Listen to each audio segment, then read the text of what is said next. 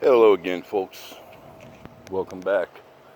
Today we're going to touch on a couple of things briefly, and then just to let you know, next week we're going to start a series on this channel. It's going to be how to individually start and successfully grow a variety of plants. Food plants, flower plants, trees, etc. But I don't think I've ever shown my backyard before. This is a peace lily. It's absolutely gorgeous to me.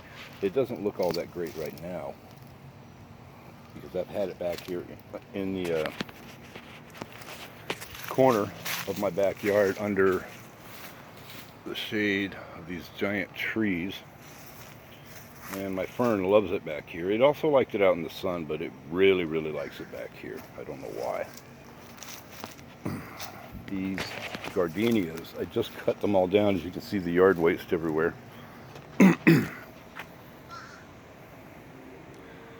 And they were probably about a foot taller.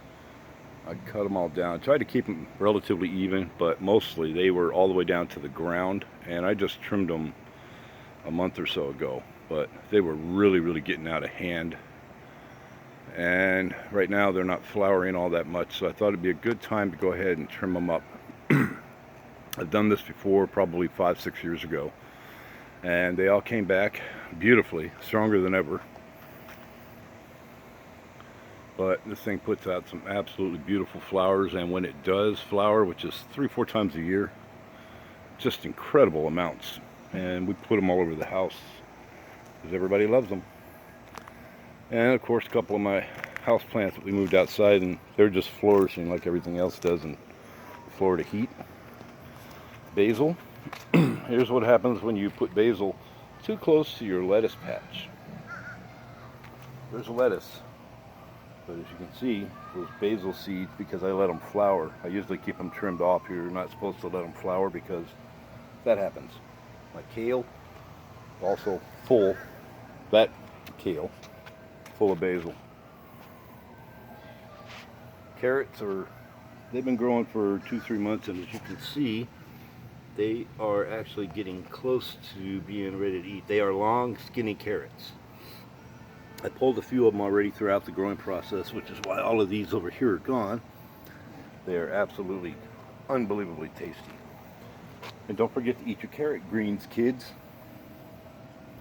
Aloe, very important thing to have around anybody's house.